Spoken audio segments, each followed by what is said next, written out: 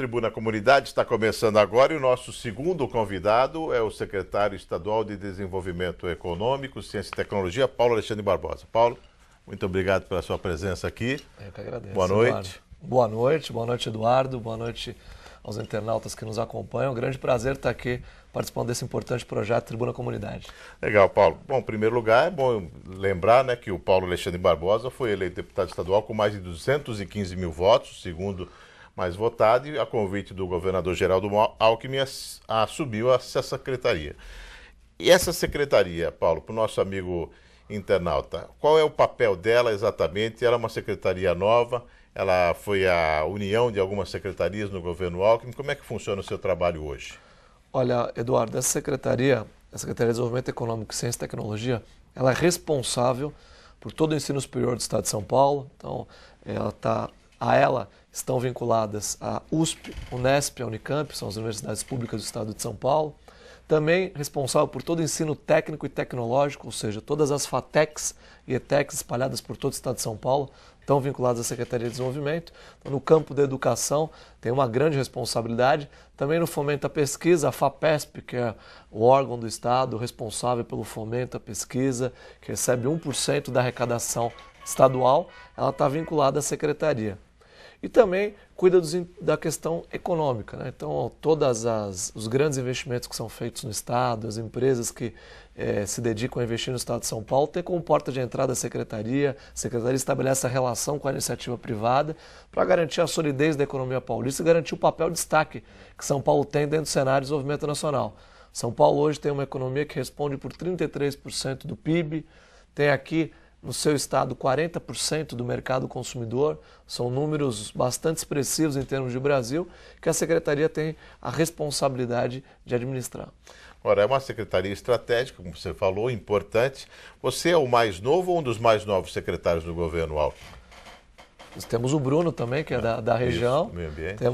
O Bruno tem 31, tenho 32 anos. Então ficaram perto na votação, ele foi o mais votado do Estado e na idade, estão na mesma faixa. Agora, Paulo, uma pergunta assim do início que eu gostaria de fazer é o seguinte: muita gente questiona um político, quando ele é eleito para um cargo, seu cargo foi muito bem votado para deputado estadual, é o caso também do Bruno Covas.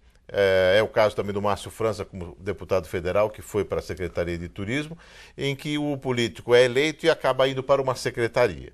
Gostaria que você falasse a importância desses dois papéis. Você teria um papel como deputado, representando todos esses eleitores, os familiares deles, enfim, e agora está na secretaria. Em termos práticos, você tem mais condições de ajudar a região como secretário ou teria mais como deputado, por exemplo? Olha, foi muito importante essa sua pergunta para esclarecer as pessoas que nos acompanham, né?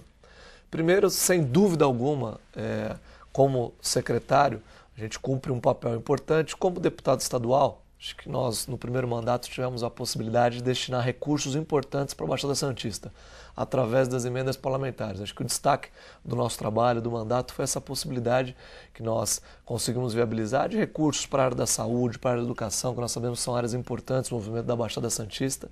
E como secretário, eu continuo a ter direito a essas emendas parlamentares, porque eu estou secretário, mas sou um deputado licenciado. Então, todas as emendas parlamentares, todos os recursos, às vezes a gente encontra as pessoas não falam: Paulo, mas você como deputado trouxe recursos para a entidade social, aqui o Anália Franco em Santos, o Albergue Noturno, o Lar das Moças Cegas, continua tudo da mesma maneira. Isso não muda absolutamente nada. E além disso, a gente tem a chance de fazer parte de um governo que, em primeiro lugar, é um governo sério, né? Nós temos o governador Geraldo Alckmin, uma pessoa extremamente séria, uma pessoa competente. Já trabalhei com ele durante 5 anos no último governo, por isso aceitei esse convite. E não tenho dúvidas que, no âmbito do governo, nós vamos trazer benefícios importantíssimos para a Baixada Santista.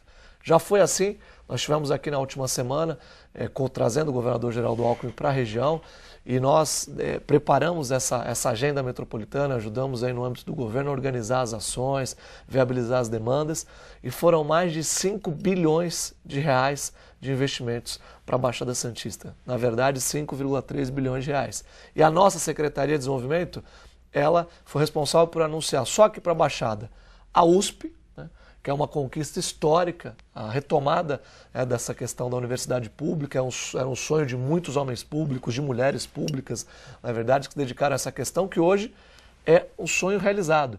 A FUVEST hoje vai abrir vestibular no dia 26 de agosto desse mês e as vagas de Santos já estarão disponibilizadas. Então, quem quiser se inscrever a partir do dia 26 já pode acessar o site da FUVEST, fazer a sua inscrição e as aulas começam no início do ano que vem. Essa é uma conquista histórica e a USP está vinculada à nossa secretaria.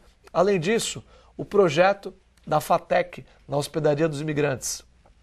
Também a questão da ocupação daquele espaço da cidade é uma reivindicação muito antiga, todos nós sabemos disso, da importância da ocupação daquele espaço, uma área da cidade que está degradada, precisa de um projeto importante naquela área. O governador anunciou, nós estamos contratando um projeto na secretaria, o governador autorizou, para restauro da hospedaria e posterior construção de uma FATEC naquele local. Será um centro de capacitação na área de petróleo e gás.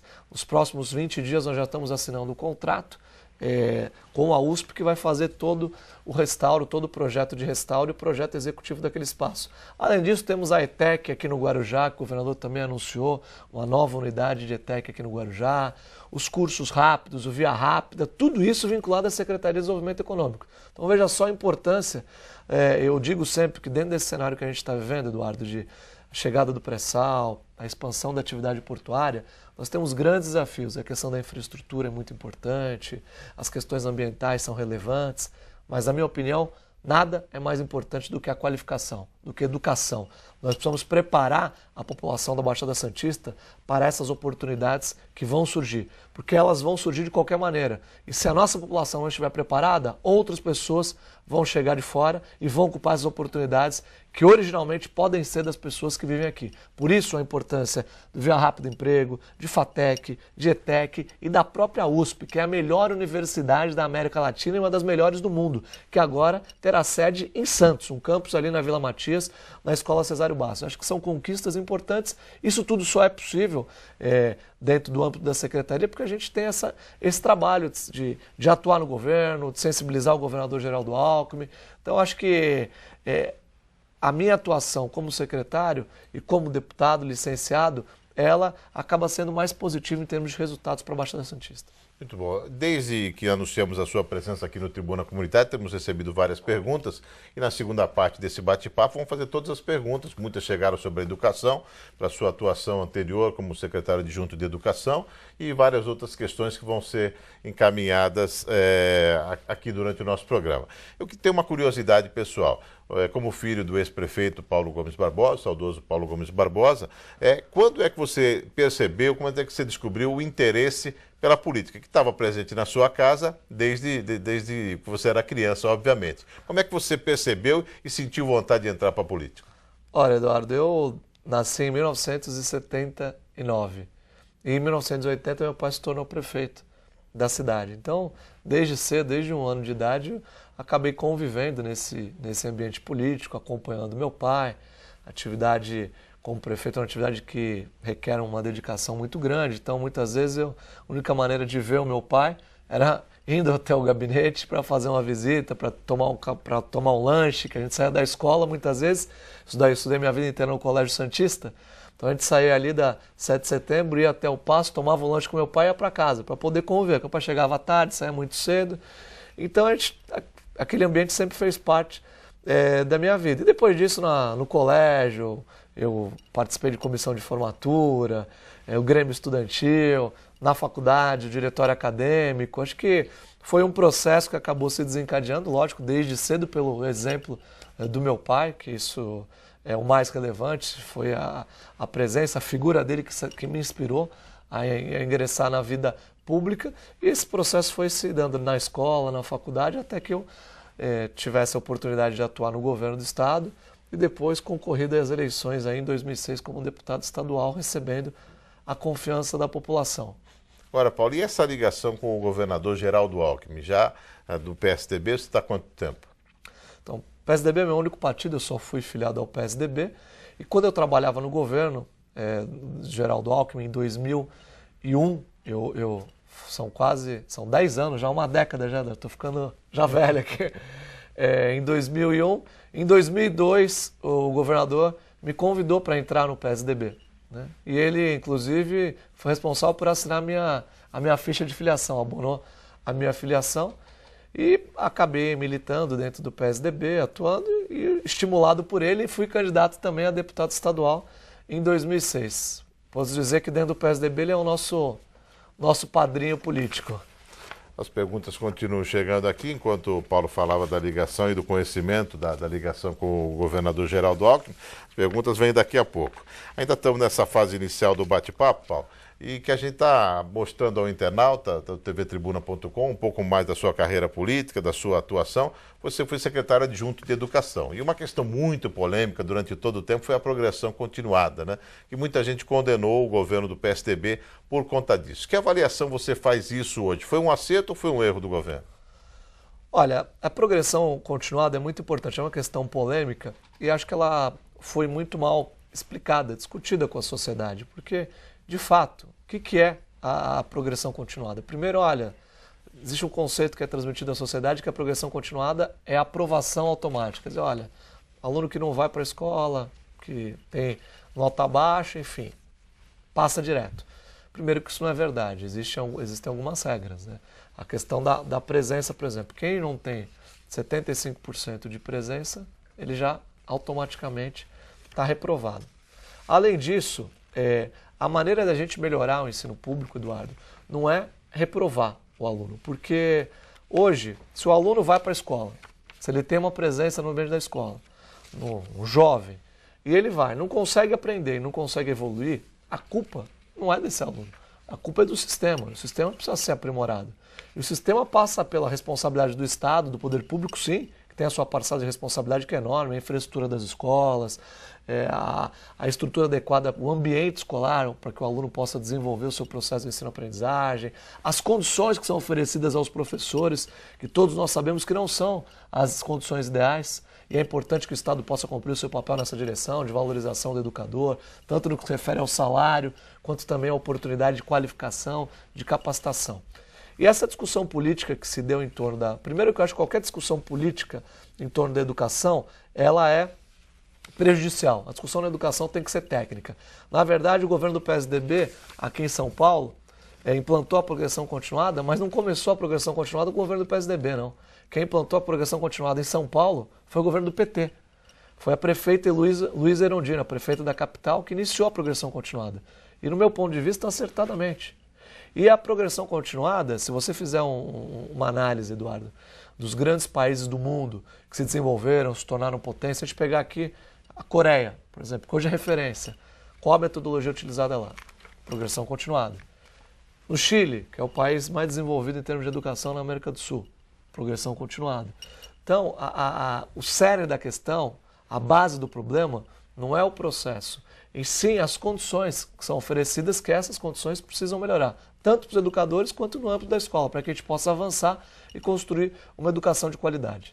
Perfeito. Agora, você acredita que o ensino público vai voltar a ser o que era antes, uma referência? Todo mundo se orgulhava de estudar numa escola pública, e quantos exemplos de homens de liderança nesse país se formaram numa escola pública? É possível voltar a isso? Ou a deterioração foi tão grande através dos últimos anos, isso não se refere de agora, é claro, que não há mais possível reverter essa situação ao nível que nós tivemos no passado? Olha, eu acho que é possível, que esse é o grande desafio. Sempre lembrando, para efeitos comparativos e para também ter uma lembrança do histórico, é verdade que lá atrás o ensino público tinha uma qualidade diferenciada, né? As escolas de alto nível, de muito boa qualidade. Mas também é verdade, Eduardo, que essa escola pública do passado de qualidade é uma escola direcionada a poucos. Não eram todos que tinham a oportunidade de estudar, né?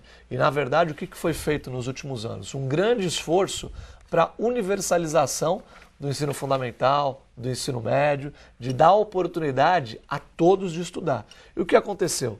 Houve uma expansão significativa em termos quantitativos. Hoje não tem fila, o pai para garantir uma vaga para o seu filho não precisa dormir na porta da escola no período de matrícula, por exemplo. Hoje tem vagas para todos os alunos do ensino básico no estado de São Paulo. Se avançou muito no aspecto quantitativo e se perdeu a qualidade do passado. O grande desafio da próxima década do ensino público do Brasil, eu diria, é a busca incessante e incansável pela qualidade. E de que maneira fazer isso? Primeiro, a base, no meu ponto de vista, é o educador. O professor precisa ser valorizado. Valorização que vem desde uma melhor remuneração do pagamento do professor até a oportunidade de um projeto de qualificação consistente. O professor precisa, hoje nós vivemos na era do conhecimento, né? Hoje com a internet, a informação ela roda numa dinâmica muito grande. Então é preciso que o professor esteja preparado para lidar com aquele aluno de sala de aula que cada vez tem mais facilidade de acesso à informação. E para isso, o poder público precisa investir fortemente em capacitação, investir na questão cultural do próprio professor, trabalhar a questão da informática no âmbito da escola, enfim, são desafios enormes que existem e eu acredito que com a soma de esforços do governo federal, do governo estadual, dos governos municipais e da própria sociedade civil organizada, nós temos condições de superar esses desafios. E eu digo sempre, não há outro caminho para o Brasil crescer. Para o Brasil, hoje a gente assiste muito essa discussão sobre o aspecto econômico, né? Questão da economia, cresceu, não cresceu, como é que estão os indicadores de inflação. Lógico que essas são questões relevantes, mas nada é mais importante que a educação. A base da revolução para o país, do crescimento, é a educação. Enquanto a gente não tiver uma educação de qualidade, a gente não vai ser a nação dos nossos sonhos. Eu acho que essa revolução deve ter como base, como início, como desenvolvimento, a questão da educação. Você tocou no assunto, Paulo, da questão da remuneração do professor, que é tema de várias perguntas aqui que você vai responder daqui a pouco. Mas eu pergunto, com o PSDB há tanto tempo no governo, muita gente considera que o problema da remuneração dos professores é do partido que você atuou, o PSDB, que está há algum tempo aí no governo em sequência. O partido não teve tempo para ver melhor essa situação e remunerar melhor os professores, já que essa é uma questão prioritária numa profissão tão importante como a de professor? Sem dúvida alguma, Eduardo. Primeiro é importante colocar como funciona o sistema educacional brasileiro, né? Hoje a Constituição Federal determina que todo Estado invista em 25% da sua arrecadação em educação. Em São Paulo, ao contrário da maioria dos estados do país, São Paulo é o estado que mais investe em educação, porque aqui nós temos uma Constituição estadual que amplia essa obrigação, passa de 25% para 30% da sua arrecadação. Então não é que São Paulo investe os maiores valores absolutos, isso óbvio porque é o estado que arrecada mais, mas em termos percentuais, São Paulo é o estado que mais investe em educação. Portanto, um esforço do governo do estado nessa direção. Mais do que justo, diga-se de passagem, mais do que necessário. Entretanto, se você fizer uma análise comparativa, existe uma evolução salarial dos quadros do estado de São Paulo, em termos dos professores. Evidente que ainda, de uma maneira muito clara, está aquém das necessidades e aquém daquilo que deve ser pago. Só que, se você pegar, por exemplo, no reajuste que foi dado agora pelo governador Geraldo Alckmin, governador, a única carreira em que foi assumido o compromisso de reajuste para os 4 anos de governo foi para o professor. Um reajuste de quase 50% em 4 anos. E esse é um processo. O governo que vier a ser eleito e dizer que vai resolver o problema, não está falando a verdade. Porque essa é uma distorção histórica lá do passado que leva tempo, sim, para concluir. Se a gente lembrar que o governo do PSDB, quando o Covas assumiu, o primeiro desafio qual era? O Covas herdou um governo, né? E um governo do estado de São Paulo quebrado. Onde o maior desafio qual era? Era primeiro pagar o salário. Porque não se recebia. 13º ficava pro meio do ano, 2, 3 meses de salário atrasado, porque o estado estava falido. Então, o Covas fez o quê? Um ajuste fiscal. Colocou o estado nos trilhos e é reconhecido até hoje por isso. Por isso que São Paulo hoje tem uma capacidade de investimento maior do que qualquer outro estado da federação para fazer frente aos desafios existentes. E dentro de um processo de evolução, as correções foram feitas. O governador Geraldo Alckmin vem para conhecedor com profundidade dessa questão, desses desafios e da prioridade que isso tem que ser dado do governo. Agora não é só salário, como eu disse, você tem que ter programas de estímulo ao professor. O professor tem que poder fazer, por exemplo, mestrado e doutorado. Acho que, na minha opinião, todo professor que deseja se qualificar tem que estar, o Estado tem que bancar, pagar o mestrado do professor, pagar o doutorado. Quando nós estávamos na Secretaria de Educação, nós iniciamos um programa nessa direção que deu oportunidade dos professores do Estado realizarem mestrado e doutorado, inclusive em instituições de nível superior de fora do país, né? Na Inglaterra, na Espanha, nos Estados Unidos, um intercâmbio importante dentro dessa linha de troca de conhecimento. Tivemos um programa importante de inclusão digital do professor. Oferecemos a possibilidade do professor ter um computador para que ele pudesse preparar suas aulas. Não adianta falar para o professor que ele precisa se familiarizar com a informática se o Estado não oferece as condições necessárias para isso. Então houve um programa onde o professor teve 50% do computador que foi dado pelo Estado e os outros 50% foram financiados através de um programa da nossa Caixa. Em 48 meses, 48 parcelas mensais, o professor tinha a oportunidade de ter o computador em casa. Então, acho que é uma combinação da questão salarial com as oportunidades, com a melhoria da infraestrutura para o professor desenvolver o processo de ensino-aprendizagem em sala de aula. E agora, Eduardo, um aspecto importante, na Secretaria de Desenvolvimento, nós temos as 3 universidades públicas, a USP, a Unesp e a Unicamp, e nós estamos criando uma 4ª universidade pública no estado de São Paulo, que é uma medida histórica. Reconhecendo a necessidade desse esforço de capacitação, de qualificação, o governo do estado está criando a Univesp.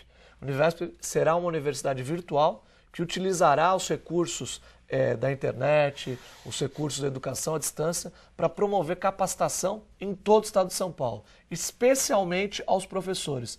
E, inclusive, nós temos agora o primeiro programa da Univesp, que já foi lançado, é uma pós-graduação em Ética, Valores e Cidadania, em parceria com a USP. São 1.000 vagas que foram disponibilizadas em todo o estado de São Paulo, 300 vagas só aqui para a Baixada Santista. É uma pós-graduação da USP, dentro do programa da Univesp, destinado aos professores. Será no modelo semipresencial, nós vamos utilizar recursos de internet, os recursos digitais, e o ambiente presencial nas cidades aqui da Baixada Santista. Então, é uma medida importante.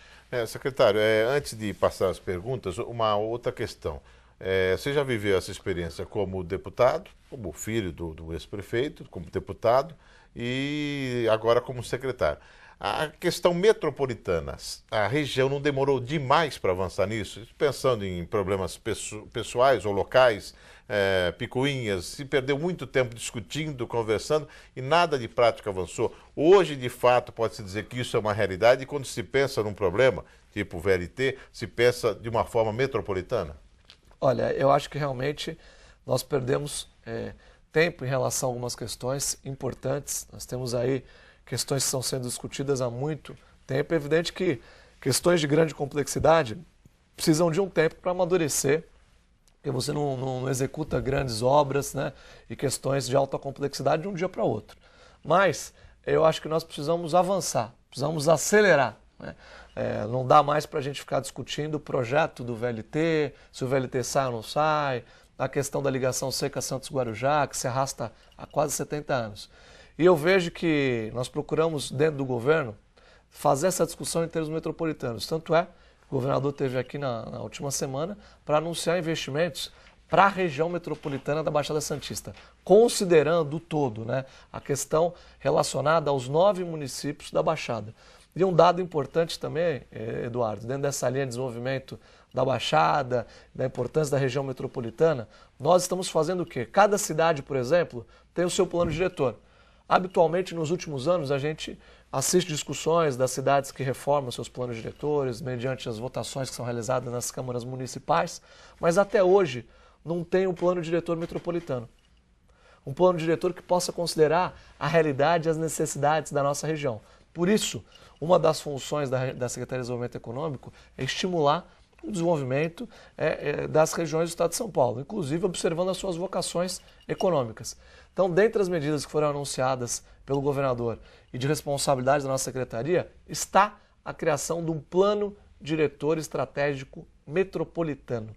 Um plano que vai considerar as potencialidades da nossa região, as vocações que a Baixada tem, agora com a questão do pré-sal, a própria expansão da atividade portuária, a construção civil, para que nós possamos preparar a região para o momento que nós vamos viver. Nós vamos viver um momento singular, um momento único da nossa história.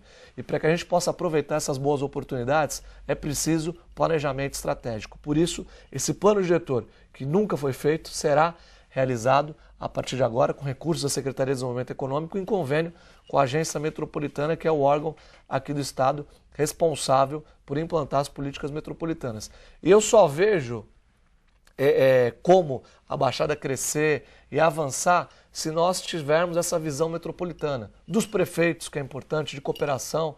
Muitas vezes não adianta o prefeito que está preocupado, olha, vou resolver o meu problema de saúde. Olha, saúde na minha cidade, quero resolver o problema do meu pronto-socorro, o problema do meu hospital. É uma visão pequena e distorcida do processo. Por quê? Imagine só que nós possamos resolver o problema da saúde, equacionar em São Vicente. Se a gente não resolve em Praia Grande, o que vai acontecer? Apenas uma mudança do local. Nós vamos transferir o problema de uma cidade para outra. Nós temos que pensar na região metropolitana como um todo. Em cada município possa atender, por exemplo, uma especialidade na área da saúde, que as vagas de UTI sejam distribuídas obedecendo essa relação, as especialidades também, os equipamentos na área de saúde, enfim, um esforço tendo essa visão metropolitana dos prefeitos, das prefeituras municipais, do governo do estado e também do governo federal, que é um órgão importante para colaborar. Bom, a partir de agora a gente vai entrar nas perguntas. Eu pediria que você fosse bem objetivo para que a gente pudesse atender cada vez mais internautas, né? Já que muita gente está interessada na sua participação aqui. E aproveitando essa sua objetividade, eu queria perguntar uma coisa. Você falou que não é mais questão de discutir se sai ou não sai o VLT. Quando sai? O VLT e a ligação com o Guarujá ao túnel. Qual é a previsão? O túnel 2016? Então, é importante dizer o que foi feito nesse anúncio do governador Geraldo Alckmin. O VLT não saiu até o presente momento porque foi feita uma licitação e a licitação no modelo de parceria público-privada, onde o Estado entra com uma parte do dinheiro e a iniciativa privada entra com outra parte. A licitação foi feita e não houve interessado, porque a iniciativa privada entendeu que não era um bom negócio colocar dinheiro num projeto como esse, porque não atende o interesse privado, sim ao interesse público. O que o Estado fez? Nós preparamos um novo edital, nos debruçamos, a equipe técnica do governo, a Secretaria de Transportes Metropolitanos, e agora, nesse novo edital, que já foi lançado, o governador teve aqui no dia 11, no dia 12, no jornal A Tribuna, já foi publicado o edital do VLT, o recurso para a execução da obra dessa primeira etapa do VLT, que vai ligar a Ponte dos Barreiros de São Vicente ao Valongo, em Santos, na futura sede da Petrobras, um investimento de 700 milhões de reais, o governador Geraldo Alckmin autorizou a utilização exclusiva de recursos do Tesouro do Estado de São Paulo. Ou seja, não vai depender de dinheiro do governo federal, nem de dinheiro das prefeituras, nem de dinheiro da iniciativa privada. O governo vai bancar integralmente essa primeira etapa do VLT. Ou seja, a obra vai sair, porque é a primeira vez que isso acontece. Um governador do estado vem aqui e assume essa responsabilidade de executar com dinheiro do caixa do governo do estado de São Paulo. Inclusive o plano plurianual que foi apresentado à Assembleia no dia de ontem, já tem lá a rubrica orçamentária com recursos destinados ao VLT. Assim como também a questão do túnel. O túnel, nos próximos dias, no mês de setembro, vai ser publicado o edital para a contratação do projeto executivo dentro desse novo traçado do túnel. O que o governo fez até agora? Por que nós levamos 7 meses para que esse projeto pudesse ser lançado? Porque foi feita uma ampla pesquisa, uma pesquisa detalhada de origem e destino com as pessoas na balsa, nas barcas, para saber qual era o local, de onde as pessoas partiam e aonde elas queriam chegar, a questão do fluxo de caminhões, de veículos pesados, os veículos leves, de ônibus, e se escolheu uma determinada localização para o túnel, que é ali o meio do canal. E esse túnel, Eduardo, é importante colocar, o projeto do governo do estado, que foi apresentado, o túnel vai atender ciclistas, primeiro, todo ciclista vai poder utilizar o túnel. Os pedestres, o túnel vai ter 580 metros de distância entre uma margem e outra. O túnel vai contemplar os veículos leves, vai contemplar os ônibus, poderá no futuro passar caminhão, essa é uma discussão que vai ser feita com as prefeituras. E mais do que isso, a grande novidade, o túnel vai ser preparado para passar o VLT.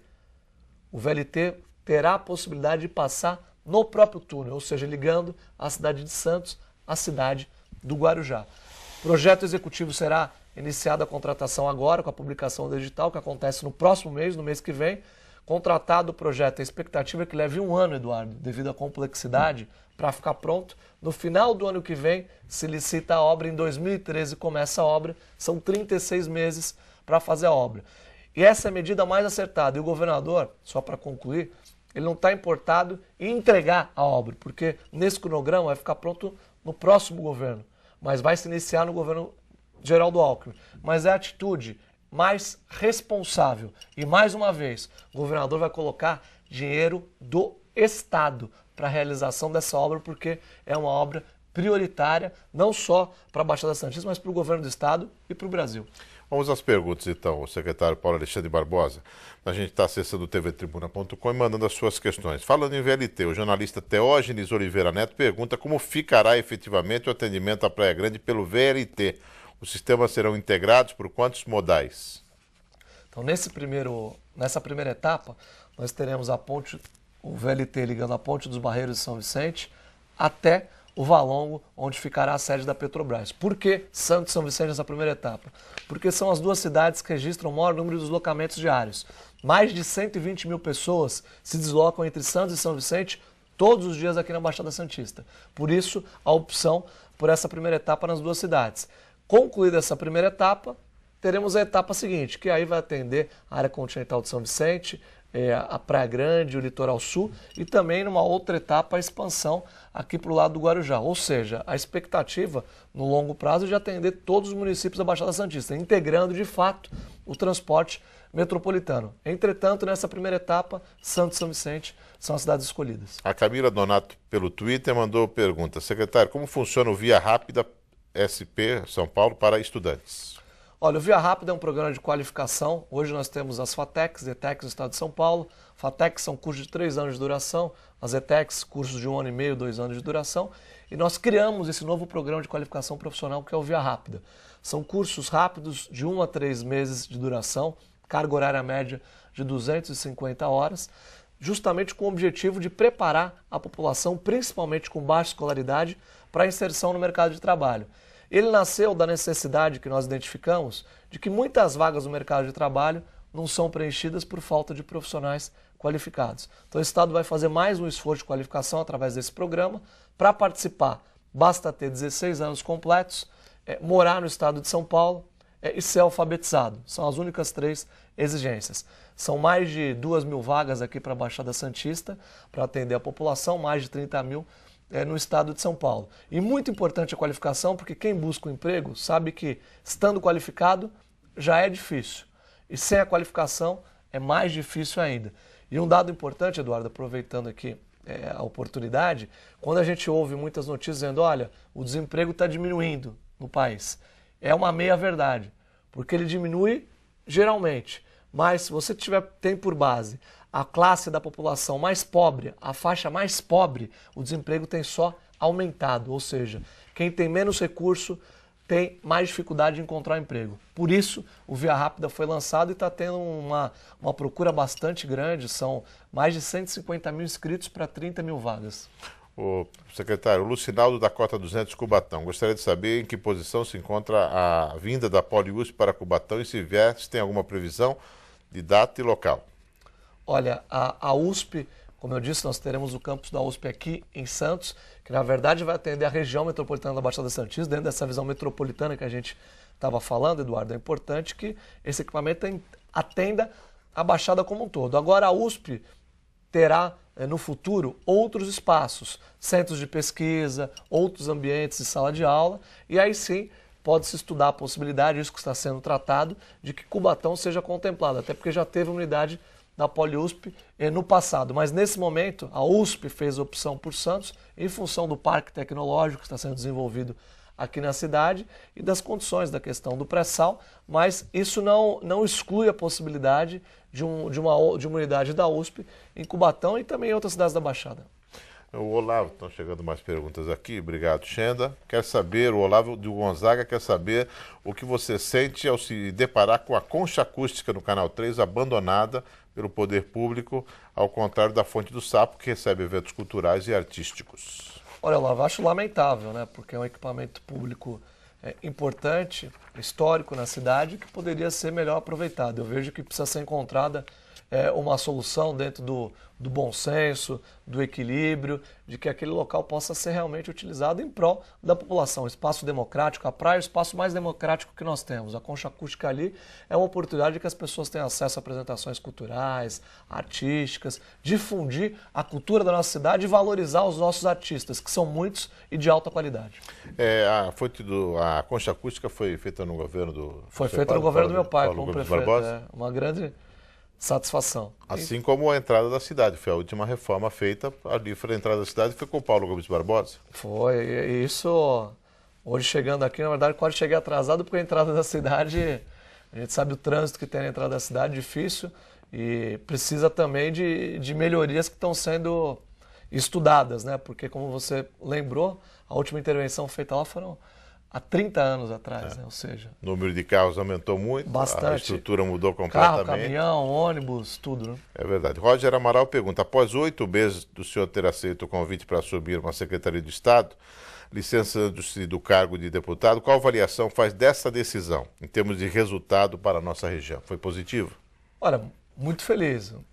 Positivo, nós tivemos aí, como eu disse, a possibilidade de trazer a USP para a Baixada Santista, colaboramos num governo extremamente sério que trouxe, está trazendo, é importante colocar essa agenda do governador, se reveste da maior importância, porque o governador Geraldo Alckmin está vindo aqui para assumir compromissos, não no fim do governo, para que o próximo governo possa cumprir, mas no início. Nós estamos há 7 meses do governo e o governador veio aqui assumir um compromisso com a Baixada de investimentos na ordem de 5,3 bilhões de reais. E ele sabe como a Baixada é, ou seja, toda a visita do governador nós vamos cobrar a execução, o avanço de cada uma dessas situações. Isso é extremamente importante, porque nós vamos realizar antigos sonhos. Então, estou muito feliz, primeiro, por fazer parte de um governo extremamente sério. Um governador sério e que tem a Baixada como prioridade. E a gente está tendo a oportunidade, Eduardo, no governo, de sensibilizar os demais colegas secretários, de levar as demandas da Baixada, porque, evidentemente, por ser daqui, a gente conhece as necessidades, conhece as dificuldades e está cumprindo com o papel que a população me delegou, de representar os interesses da Baixada no âmbito do governo do Estado de São Paulo. A Kelly Andrade, do Embaré, só dá os parabéns pelo seu trabalho como secretário. Obrigado, Kelly. A Sibeli Takais, pelo Facebook, envia a pergunta. Gostaria de saber o que o secretário tem a dizer sobre a greve das ETECs. Ela é aluna do Escolástica Rosa e a greve está suspensa, podendo retornar ainda este mês. Olha, Sibeli, nós, quando assumirmos já existir essa situação de greve nas ETECs e FATECs, estabelecemos uma negociação muito transparente com o sindicato. O sindicato suspendeu a greve, hoje não existe mais essa greve. Esse diálogo de valorização do professor ele deve ser permanente. Nós fizemos um trabalho no sentido de conceder um aumento significativo para os professores das ETECs e FATECs, principalmente aqueles que se encontram no nível 1, no nível inicial, que são mais de 50%. Mais de 50% dos professores de ETECs e FATECs, Eduardo, mais da metade, receberam um aumento de 24%. Ou seja, nós assumimos esse compromisso, o projeto será votado agora no mês de agosto na Assembleia, não foi votado antes por conta do recesso, mas o aumento será retroativo ao mês passado. E com essa e outras medidas que estão em curso, nós esperamos melhorar as condições do Centro Paula Souza, que é responsável pelas FATECs e ETECs, para que a gente continue até essa posição de destaque em cenário nacional. O Centro Paula Souza é um centro de excelência. São Paulo tem hoje o melhor ensino tecnológico, o melhor ensino técnico do país. E nós queremos não só manter essa condição, como aprimorar a condição de trabalho dos professores, valorizando no salário e também na questão da capacitação. Como eu disse, com o anúncio da sua presença aqui, muitas e muitas perguntas sobre a área da educação, especialmente das ETECs e FATECs. O Marcos Mendes, o Fábio Teixeira, que é professor do Centro Paula Souza, René Alves Cavalcante, professor, todos estão preocupados com a situação. Por exemplo, o Marcos Mendes pergunta, foi anunciado um projeto de lei que já se encontra na Assembleia, que reajusta em 11% o salário dos professores e funcionários das ETECs e FATECs. E no mesmo projeto foi anunciado um reajuste de mais de 50% para os cargos de alto escalão da instituição, como é o caso do cargo de diretor superintendente. Não há, na sua opinião, uma discrepância muito grande na valorização dos docentes? Olha, respondendo, o Marcos, inclusive, participou das negociações com a secretaria no sentido de encaminhar esse projeto de lei. Primeiro que o projeto de lei está sendo votado, mas, como eu disse, ele tem efeito retroativo. Então, os benefícios que estão contidos no projeto já estão assegurados para os professores. Na verdade, esse aumento de 11% é um aumento geral. Agora, para os professores do nível 1, que são mais da metade dos professores em ETECs e FATECs, esse aumento de 11% vem agregado a um aumento de mais 13%, totalizando 24% de aumento para esses professores, que é o maior aumento da última década para o Centro Paula Souza, que ainda é insuficiente realmente, mas é o maior aumento, portanto, está registrado o esforço do governo no sentido de promover essa valorização. E com relação à questão do do aumento destinado aos diretores, aos superintendentes, dentro da legislação vigente, foi feito um ajuste que acabou acarretando nesse aumento da gratificação de mais de 50% para o diretor. Isso foi uma maneira encontrada, como também foram para os bibliotecários, que eram carreiras que já estavam na função do Estado e estavam recebendo menos do que em outras áreas. Então, para promover essa equiparação geral, houve esse aumento resultante. O Fábio Teixeira tem uma pergunta na mesma linha, você já respondeu. A René Alves Cavalcante, professor, pergunta, faz uma afirmação. As ETECs são a melhor oportunidade de quem não tem dinheiro para pagar uma faculdade, mas esta oportunidade fica ameaçada com a debandada de professores para outras instituições, em função da remuneração irrisória do Centro Paula Souza. Eu mesmo, das 30 horas do semestre passado, fiquei só com 7,5, pois fui para outra instituição. A ideia é sucatear para justificar perante a população a necessidade da privatização? Não, de maneira alguma. Acho que realmente a questão da valorização, a remuneração é um desafio. Como eu disse, Eduardo, nós estamos dando passo, o governo começou agora, com 7 meses de governo, nós estamos no primeiro. É importante fazer esse registro. O governador Geraldo Alckmin está concedendo um aumento no início do governo. Seu primeiro ano de governo já está concedendo esse aumento, que mostra uma disposição do governador de priorizar realmente a questão da educação. E outros aumentos serão concedidos, sem dúvida alguma. É o início de um processo, uma demonstração de vontade do governo de valorizar o Centro Paula Souza. Nós queremos que o Paula Souza continue sendo a excelência de ensino técnico e tecnológico que é. O Paulo Matos Júnior pergunta quais os projetos do governo estadual em construir casas populares na região do Paquetá. Olha, nós temos vários projetos habitacionais em andamento na Baixada Santista através do CDHU e na área do Paquetá existem necessidades importantes que devem ser supridas pelo governo do estado em parceria com a prefeitura, principalmente ali um pouco mais na região, nos cortiços que a gente tem ali, que é uma questão muito importante de ser resolvida. O governo do estado está disposto a investir nessa questão. Estão sendo feitas discussões e estudos de projetos com a prefeitura para equacionar essa questão.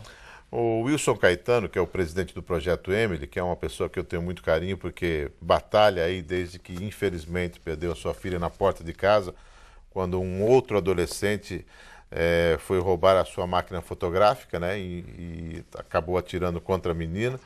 Ele primeiro quer parabenizar o secretário pelas conquistas para a nossa região, diz que a atuação política está sendo muito importante. Ele pergunta qual foi a sua atuação na vinda do CRAVE, o Centro de Referência e Apoio à Vítima, para a Baixada Santista. Qual a importância da instalação deste aparelho para a nossa região? Olha, na verdade, Eduardo, queria parabenizar o Wilson pelo trabalho, também tive a oportunidade de conhecê-lo recentemente. E ele foi o maior defensor e incentivador da vinda do CRAVE aqui para a Baixada Santista. Na verdade, ele e a esposa Ângela e as outras vítimas dessa violência fazem um trabalho maravilhoso. Um trabalho espetacular, e ele nos procurou com essa demanda, com esse pedido. As pessoas que têm que enfrentam esse tipo de situação extremamente difícil, as vítimas que precisam de um acompanhamento psicológico, precisam de uma retaguarda, de um apoio. E nós prontamente fomos procurar a Secretaria de Justiça, a secretária Heloísa, que se dispôs acatou esse pedido que foi feito, e o governador esteve aqui na última semana autorizando a instalação de um CRAVE para a Baixada Santista. Só existe um no estado de São Paulo, que é na capital. A segunda unidade será aqui na Baixada Santista. É uma conquista fruto do empenho, da dedicação dessas pessoas que militam no movimento há muito tempo, que passaram por uma situação extremamente difícil, né? E que vão buscar forças para continuar lutando. Então, o governo do estado vai atender essa reivindicação, e para mim foi uma grande satisfação poder encaminhar essa questão, poder lutar por essa questão e poder atender esse pleito. Tem uma previsão? Olha, agora existe o autorismo já foi dado pelo governador para a implantação do CRAVE. Existe a necessidade de uma parceria com uma universidade.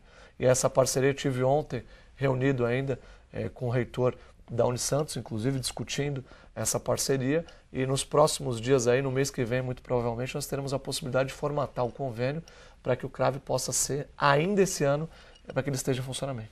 Perfeito. Pergunta enviada em nome da Associação de Moradores e Amigos dos Bairros Balneário Continental e Cidade Nova Peruíbe.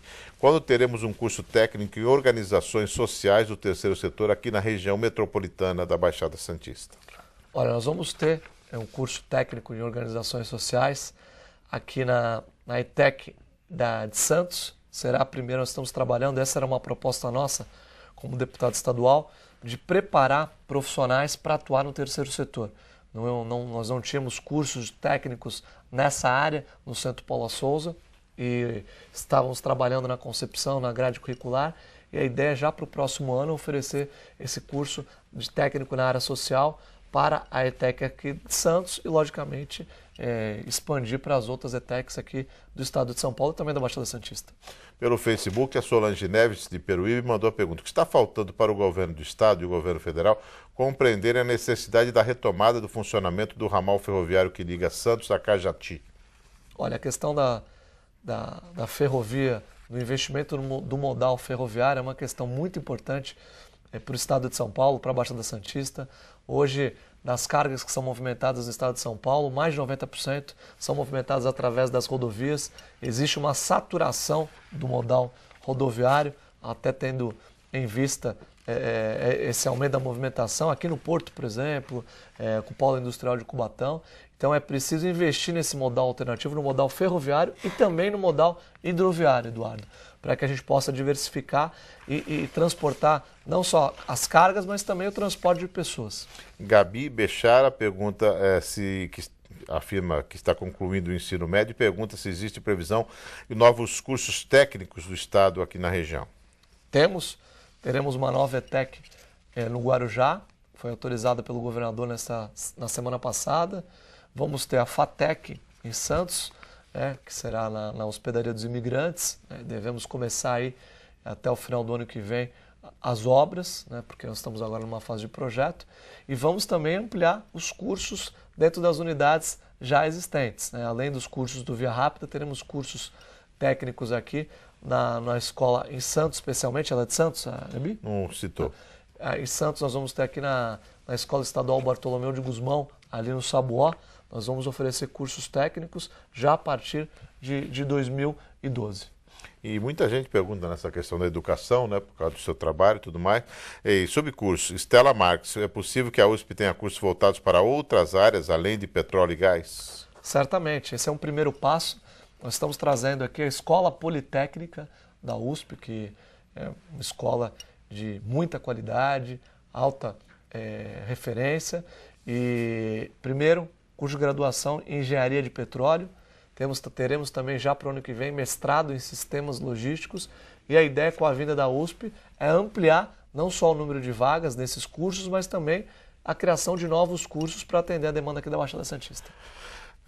Essa pergunta aqui, Séries Maria Veloso. Começa com uma pergunta. Com o aeroporto de Itanhaém, perto das ETECs de Itanhaém e Mongaguá, Praia Grande e Peruíbe, não há planos para criar um curso de mecânica de aviões para a área? Essa é uma pergunta. Depois vem a crítica. Essa é uma demanda também registrada aqui na ETEC do Guarujá, com cursos nessa área, e sem dúvida alguma é uma necessidade em função da utilização do aeroporto de Itanhaém. Cada vez vem crescendo essa utilização e será necessária mão de obra apropriada para que o aeroporto lá possa se desenvolver. Ela acrescenta como irá pagar o profissional para essa área, com os R$10 mais os 20% escalonados para os professores iniciantes ou os 11% para os professores com mais anos de casa? Ela perguntou aqui, fez um comentário. Certamente, o processo de valorização que foi iniciado e que será ampliado vai oferecer a possibilidade de um ensino técnico de qualidade para as pessoas. O governo federal aqui da linha férrea já falamos. Patrícia Santos, do bairro da Aparecida, quer saber quando vão começar as obras dos prédios para os moradores da Vila Santa Casa, a Senador Feijó, em Santos. Eu não sei se é uma questão do estado ou municipal, da prefeitura. Do município. Isso já foi também. Uma pergunta que já chegou aqui, eu não estou encontrando agora, mas já chegou. Está aqui, achei. Cristina Batista. Boa noite, secretário. O senhor é um dos prováveis candidatos para a eleição municipal de 2012 em Santos. A educação, que está sempre presente no seu discurso, certamente será a base da campanha de todos os candidatos à prefeitura, está cada vez mais precária e os profissionais da área cada vez mais desvalorizados e desmotivados. Qual é a sua opinião a respeito do que o senhor tem feito para ajudar nessa questão?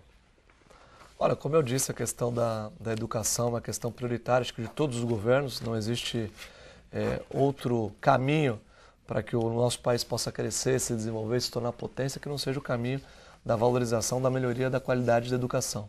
Se houve avanços importantes no aspecto quantitativo, ainda existem muitos desafios quanto ao aspecto qualitativo. Para isso, a valorização do professor é essencial, a melhoria da infraestrutura das escolas.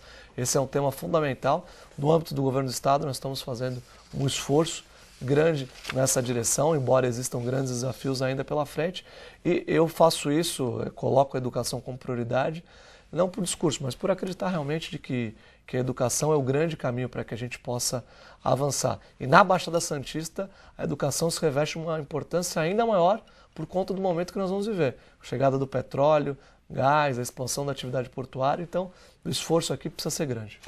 Paulo, não sei se você poderia responder essa questão da Liliana de Abreu, nossa internauta, que ela quer saber se existe algum projeto para pessoas com doenças mentais, porque tem 2 filhos com esquizofrenia e, segundo o advogado, para pedir benefício para o INSS, a pessoa tem que ter salário individual de R$ 135, enquanto um preso recebe por filho R$ 790. Olha, existem programas públicos nessa direção, a gente pode, se ela fizer o contato através do e-mail, a gente buscar informá-la aí para esclarecer com relação a programas nessa área. Falando nisso, os internautas que estão nos acompanhando pelo Tribuna Comunidade, como podem ter acesso à sua secretaria, como podem ter acesso à sua equipe para fazer reivindicações, cobranças, enfim? Olha, eu tenho o meu site, que é o www.pauloalexandrebarbosa.com.br. Nós temos também o site da própria Secretaria de Desenvolvimento Econômico do Estado de São Paulo. Basta entrar no portal do Governo do Estado de São Paulo, governodesaupaulo.sp.gov.br, e lá encaminhar sugestões, ideias, críticas, enfim, tudo aquilo que puder ser oferecido em termos de contribuição. E nas questões locais aqui, o nosso próprio site, nós estamos à disposição. Tem o escritório político aqui, Eduardo Silva, na Avenida Washington Luiz, número 84, em Santos, que é o escritório regional aqui da Baixada. O telefone lá é o 013-3221-4545. Estou à disposição, inclusive nos finais de semana, atendendo no escritório a população aqui da Baixada Santista. Todo sábado nós estamos lá atendendo a população. Mas as pessoas não fizeram só perguntas de educação e sobre ETECs, né? Sobre o problema da remuneração dos professores, que é um assunto muito importante, como você mesmo reconheceu. Muita gente quer saber se você vai ser candidato a prefeito de Santos nas próximas eleições. Olha, Eduardo, eu estou muito concentrado em fazer um bom trabalho na Secretaria de Desenvolvimento Econômico, no governo de São Paulo. Como foi colocado aqui, você percebe que os desafios são grandes e as necessidades são muitas. Por isso, nesse momento, eu não me permito pensar em nada além de fazer um bom trabalho e cumprir com a minha responsabilidade como representante da Baixada no governo do Estado de São Paulo. Acho que esse é um ano de trabalho, a eleição é no próximo ano, e é no próximo ano que essas discussões partidárias têm que ser feitas. E a questão de candidatura não é uma questão pessoal, é uma questão de ordem partidária, o partido que escolhe, isso vai ser feito mais à frente, não nesse momento. Claro que você é uma pessoa inteligente, saiu bem da pergunta, mas é evidente que você sabe que o seu nome é colocado aí nas pesquisas, pelos eleitores, como um dos postulantes ao cargo, independente da definição do partido, independente do momento que, quando se fala em eleição municipal hoje, se sabe que o PT pode ter um candidato, a deputada Thelma tem falado aqui, falou com a gente aqui a semana nos bastidores que é candidata à Prefeitura de Santos, não é oficial, mas foi informalmente que ela me disse. O prefeito Papa vai ter que se definir por um candidato do partido ou não, e o seu nome está cotado. Então não tem como não se especular essa possibilidade. Como é que você vê? O seu nome é colocado em tantas listas, em tantas discussões políticas para a próxima eleição, mesmo que você não diga hoje que é candidato ou não. Isso te envaidece, te deixa feliz? Como é que você sente esses comentários? Olha, sem dúvida alguma, eu fico feliz. É um reconhecimento de um trabalho que nós fizemos, né, como deputado estadual, agora como deputado licenciado e secretário, um trabalho importante em prol da cidade de Santos, em prol da Baixada Santista como um todo. Nós trabalhamos o nosso mandato de Bertioga até Peruíbe, por todas as cidades da Baixada Santista.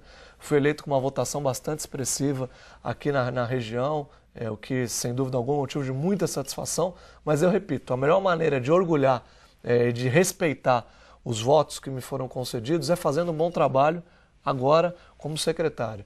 E no momento apropriado fazer essa discussão. Acho que essa antecipação do debate eleitoral, das discussões, ela não interessa a ninguém, ela não é produtiva para a cidade, nem para a região. Acho que agora cada um deve fazer o seu esforço dentro do seu ambiente de trabalho sem pensar em eleição. O político tem muitas vezes o hábito de ser eleito e imediatamente a começar a pensar na próxima. Acho que existe muita coisa para ser feita, muito trabalho pela frente e essa ansiedade política ela não é saudável. Eu prefiro aguardar os fatos, os acontecimentos e no momento apropriado, é evidente que eu nunca disputei uma eleição majoritária, uma eleição municipal, então ter o meu nome lembrado é motivo de muita satisfação, mas cada situação, cada ação no seu tempo. Agora é hora de trabalhar. Como é que você avalia a força do prefeito Papa para essa eleição, se colocando de fora, então, já que você não afirma e não prefere não se manifestar nesse momento sobre a eleição? A indicação do prefeito Papa ao nome do futuro prefeito pode ser decisiva para a escolha do próximo ocupante da prefeitura, do cargo de prefeito? Olha, acho que a população toma por base e avalia uma série de questões para escolher. O eleitor santista ele é muito criterioso, muito crítico. A gente que foi para as ruas, pediu voto nas últimas eleições, sabe das cobranças que existem do eleitor. E isso é importante, porque quando a cobrança ocorre, quando ela surge, isso nos obriga cada vez mais a encontrar resposta para as demandas que são colocadas, para as necessidades. Então, acho que existem vários atores que são fundamentais dentro desse processo. Logicamente que o prefeito, que faz um trabalho importante na cidade, tem um papel fundamental nesse processo e o eleitor não vai saber avaliar dentro do conjunto de oportunidades, dentro do conjunto de opções que se apresentarem naquele momento, pensando logicamente, considerando o passado, mas olhando para o futuro, porque o futuro inspira bastante preocupação, eu diria, da Baixada como um todo, dos eleitores, porque nós vamos ver um momento único. Nós precisamos nos preparar para esse momento. E a eleição é um momento adequado de tomar essa decisão pensando no futuro. Já que você é uma pessoa de partido, um homem de partido, quando é que o PSDB deve definir essa questão? Se você será o candidato, se teremos outro candidato, se vai haver uma composição? Olha, o prazo, junho do ano que vem, são as convenções eleitorais e é nesse momento que os candidatos serão escolhidos nos 645 municípios do estado de São Paulo. Mas essa campanha sempre começa bem antes, né? Oficial ou extraoficialmente? Olha, Eduardo, acho que a melhor maneira de fazer campanha, seja para que cargo for, deputado estadual, deputado federal, prefeito, é trabalhar. Porque no momento de escolher, a população avalia o trabalho realizado. E o que nós temos que fazer, acho que todos os homens públicos, é trabalhar com seriedade, trabalhar com dedicação, buscando atender e corresponder à expectativa das pessoas que nos concederam o mandato. No meu caso, foram muitas pessoas, especialmente aqui na Baixada, então a minha responsabilidade, a minha obrigação é de trabalhar muito. E é isso que eu estou procurando fazer. Secretário, muito obrigado pela sua presença no Tribuna Comunidade. Desejo sucesso aí no seu trabalho à frente da Secretaria. Obrigado. E que muitos recursos venham para a nossa região. Vamos trabalhar bastante, vamos continuar trabalhando bastante por isso. Ok, o Tribuna Comunidade termina aqui. Voltamos na próxima semana com mais um convidado especial.